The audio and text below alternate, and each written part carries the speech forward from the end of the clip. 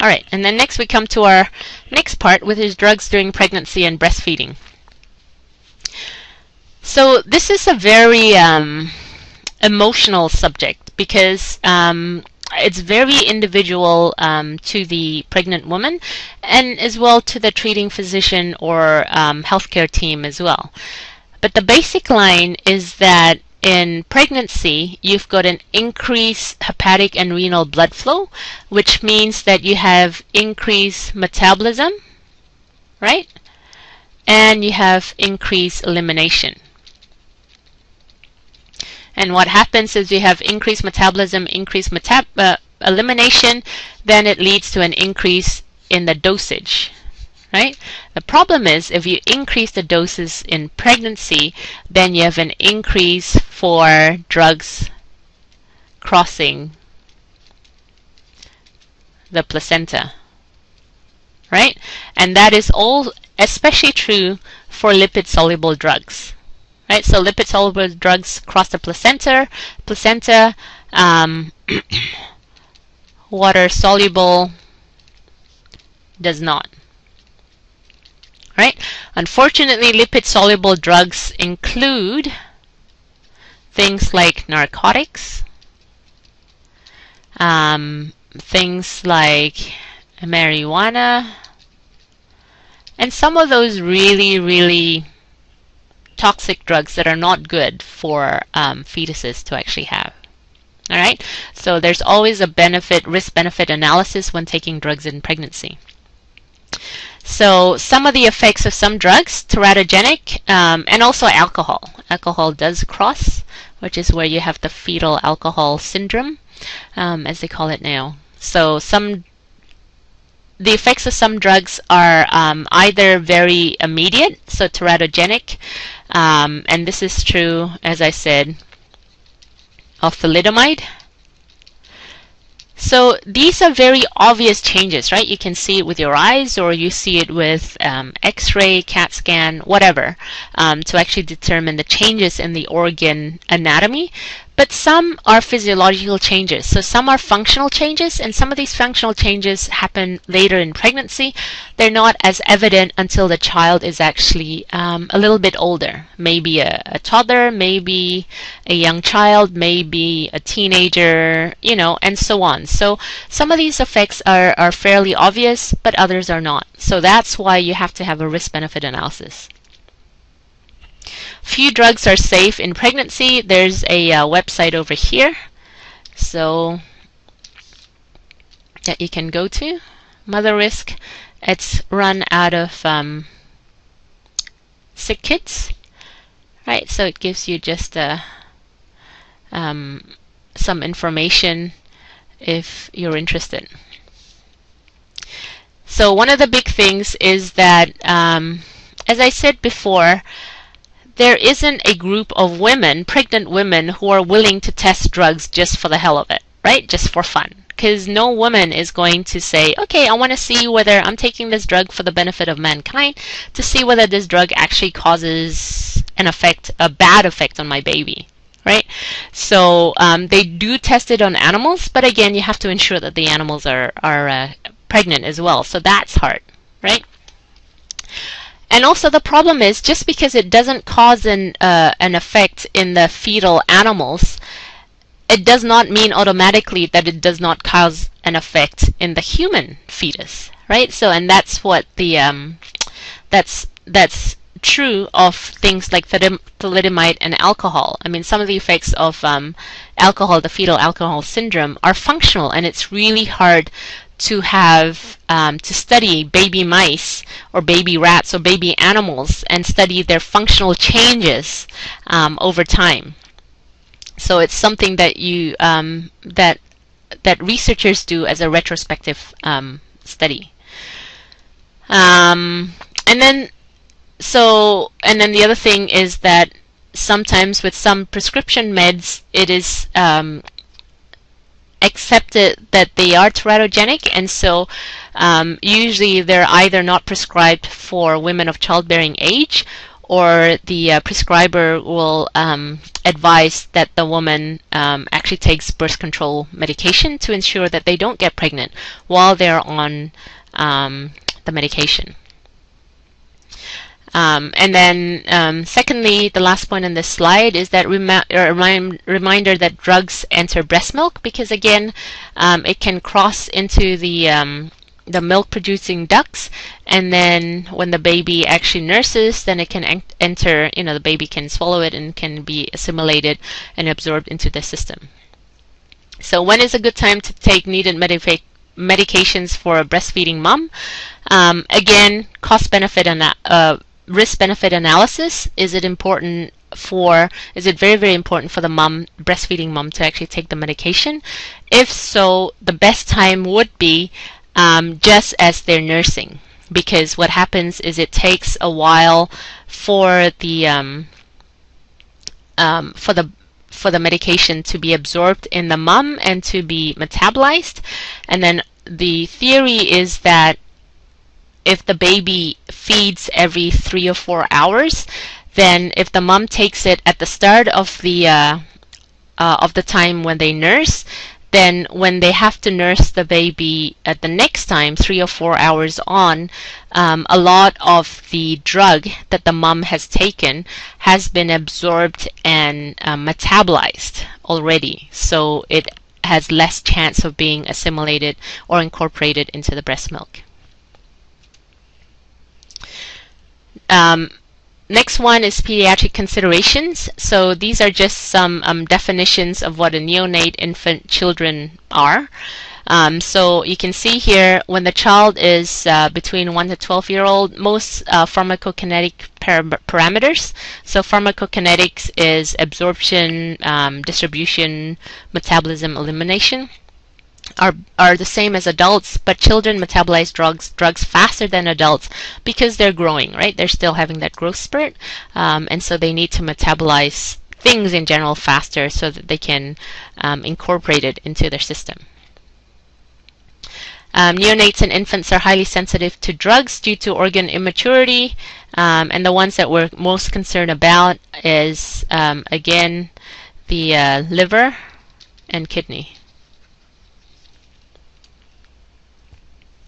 So what we're going to do here is look at the difference in pharmacokinetics in the pediatric population. So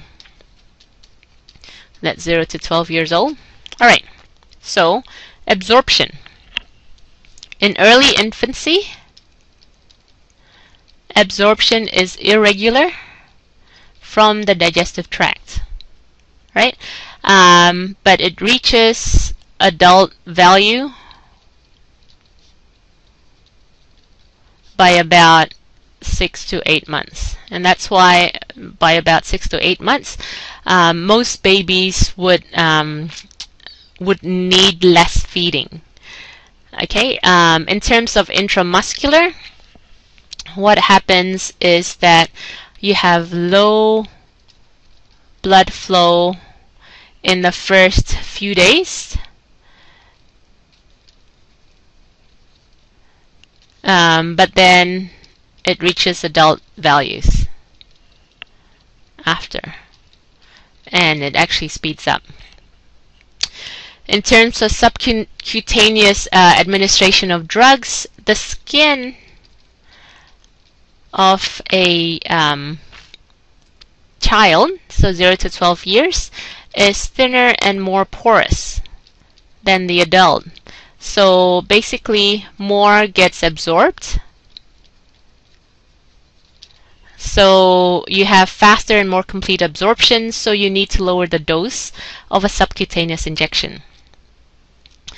Alright, so that's what it is in terms of absorption. In terms of distribution, there's less protein available, so that means there's less bound drug, less bound drug being made, so there's more free drug floating around, so there's more of an effect, right? So the way around it is to decrease the dose of the drug for the pediatric population. Blood-brain barrier is leaky, so what happens is it can cross the into the CNS and cause CNS effect. Metabolism. Metabolism in the pediatric population is faster than adults. So what happens is that sometimes you need to increase the dose to have therapeutic levels, right? Or else decrease the dosing interval.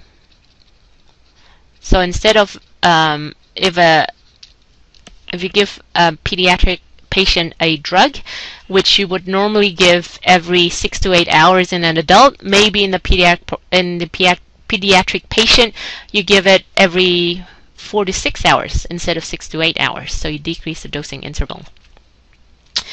Excretion rate is slower. So basically what happens is drugs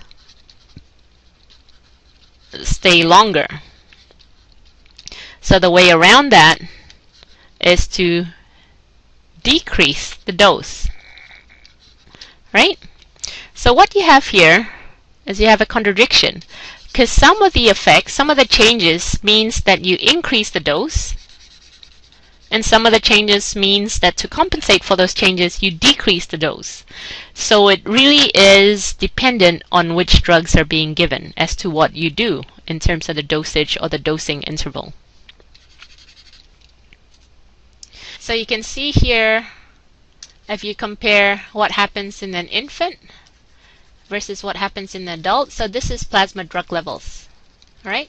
So the first one is the drug is injected, IV, and what happens here is that you have faster clearance,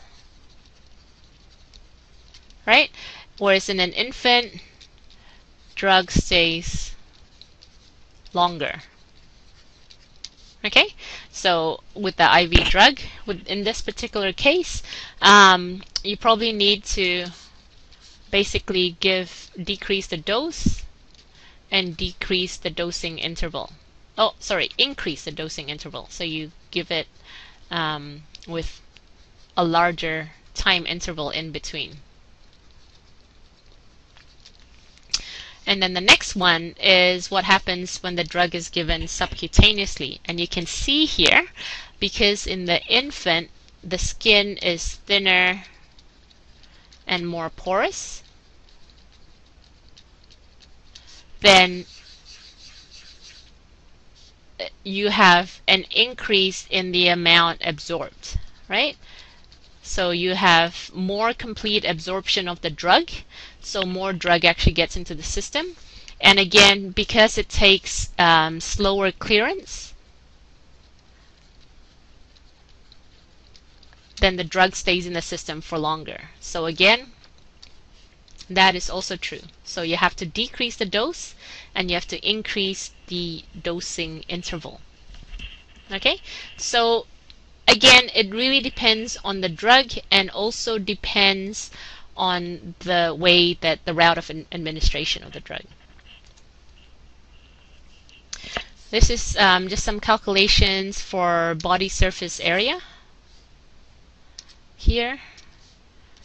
So this is just FYI for your information. You don't have to memorize this formula. Right, and just note that initial pediatric doses are approximations at best, right? So it depends on whether that infant needs to be given that drug over a sustained period of time. Then you can actually adjust the values of the doses of the drugs either up and down accordingly.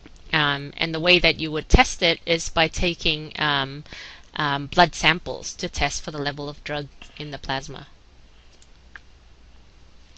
Promoting adherence through effective education. So most of these are very, very basic in terms of it's relevant whatever patient you have, right? So education of the patient and the parents or caregivers. So educating about administration timing and dose, route and technique, treatment duration, so dosing interval, or if anything, if the drug needs to be stored in the fridge, as is the case for a lot of antibiotics. And then, educating the patient and the caregiver as to what you should look for in terms of therapeutic effects and what you should look for in terms of adverse responses, right? So again, these are all very general tips for patient education. Next chapter is consideration of older adult. So older adult, you have wear and tear, right? You have wider individual variation. So depending on what other, whether that patient has got cardiovascular complications, has got hepatic complications, is diabetic, is whatever, right? Only has one kidney, whatever. So all that life story can actually pile up into having to write out an individual drug regimen for each older adult. Right, so that's what it is for. Usually creatinine clearance, not a once-off creatinine level, is a test, and it's a good determination of how fast that drug can be cleared, as in a combination of metabolism and elimination for the individual elder adult, right? Because renal function is the #1 thing that can actually cause drugs to build up to a toxic levels and cause adverse responses in the older adult. All right, so in terms of the pharmacokinetics, you've got again the 4 different processes of pharmacokinetics. So what you have here, so in terms of the older adult, if a drug is given orally, what happens is you can have delayed gastric emptying. So that rate can be slowed, but extent is the same. So basically it takes longer for the drug to actually be absorbed into the systemic circulation, but the same amount of drug is available. So the bioavailability is the same. In terms of subcutaneous absorption, again in the elderly population, very similar to the pediatric. So the skin is thinner and more porous. So you can have faster and more complete absorption.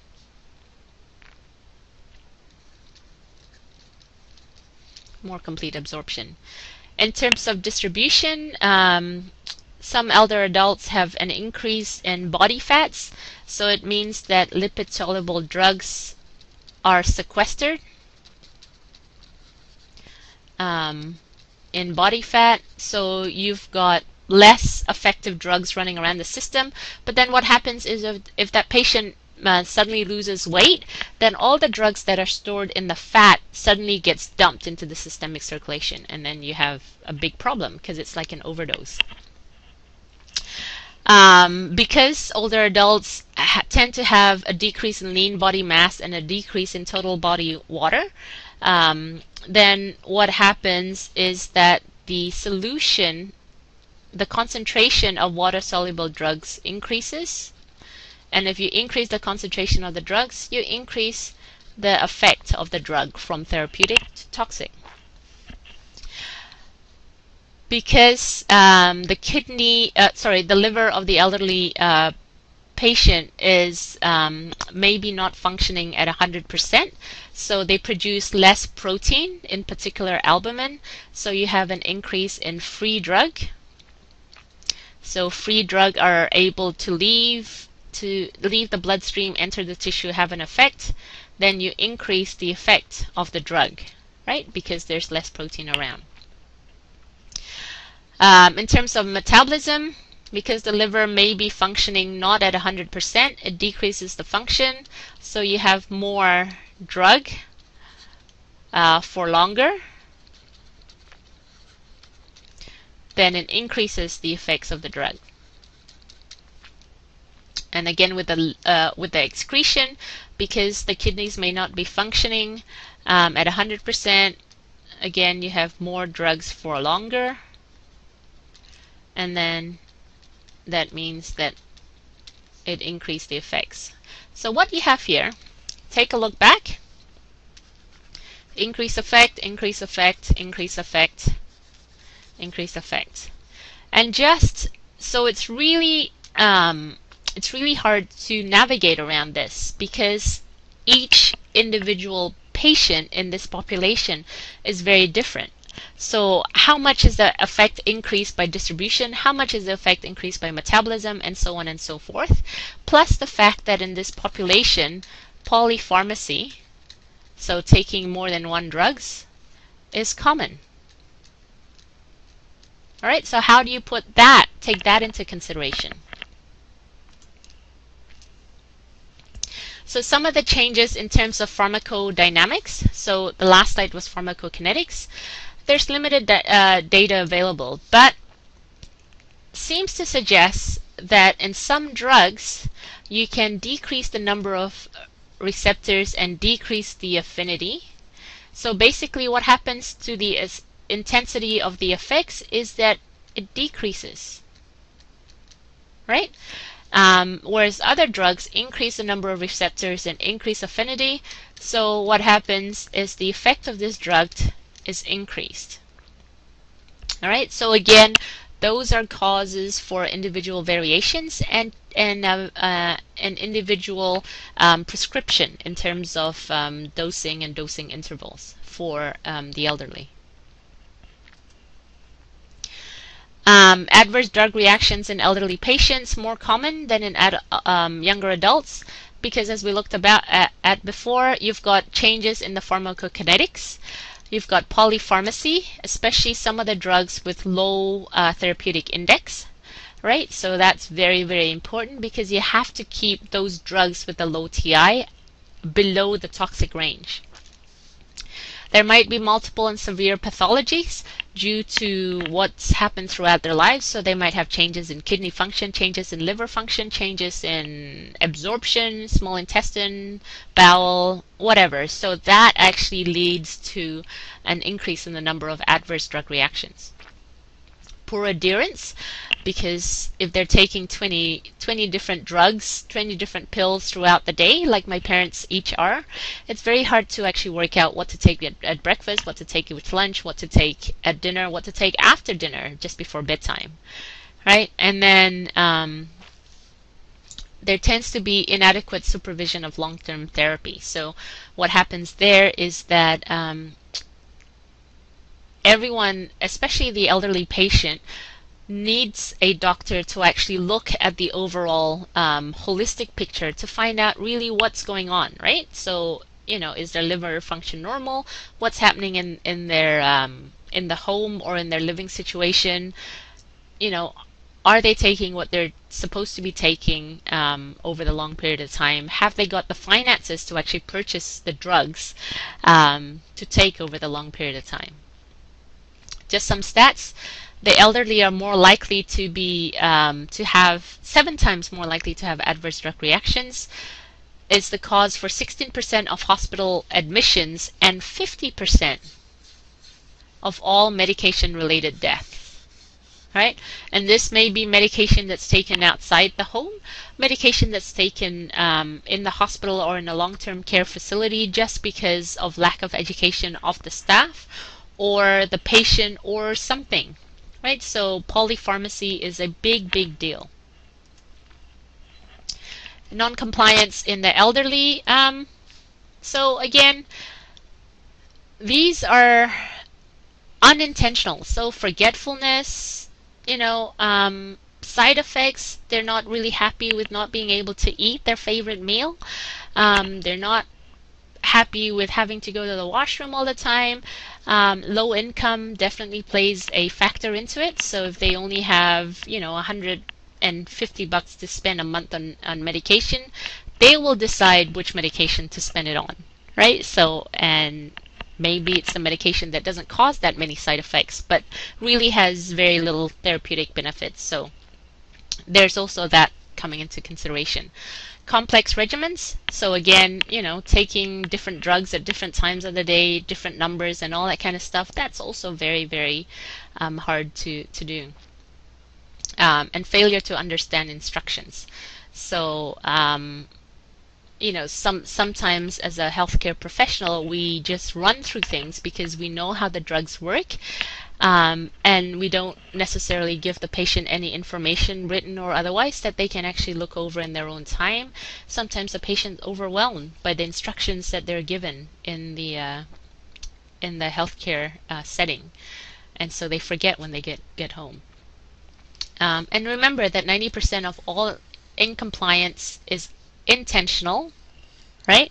Even though there's some unintentional non-compliance, some of them is intentional due to cost, side effects, patient disagrees with the state treatment, right? Especially if the patient is 70 years old and the doctor looks like they're a teenager. The 70-year-old can say, I know better than this young whippersnapper, and just decide not to take the medication, or decide that it's not important, or whatever. So, or else, the patient's spouse is starting to suffer from the same condition, and they split the medication. So each of them have half each of the dose, and it's doing neither of them any good because it's not reaching therapeutic values. So these are all issues there. So promoting adherence in the elderly, again, these are all very common things. But again, it's a lot more important in the elderly because of the reasons that we talked about before, because they're more likely to have adverse drug reactions and all that kind of stuff. This is also very important. Clearly labeled and easy to open containers, because really, if a child cannot open that container, that child-proof container, usually an elderly adult cannot, because they don't have enough strength in their hands to actually manipulate the container open. Alright, so concise verbal and written instructions. So written instructions are very important so that they can actually share with whoever's in the home to actually look after, help to monitor the drug taking. And then we'll finish up with a few multiple choice questions. Thanks.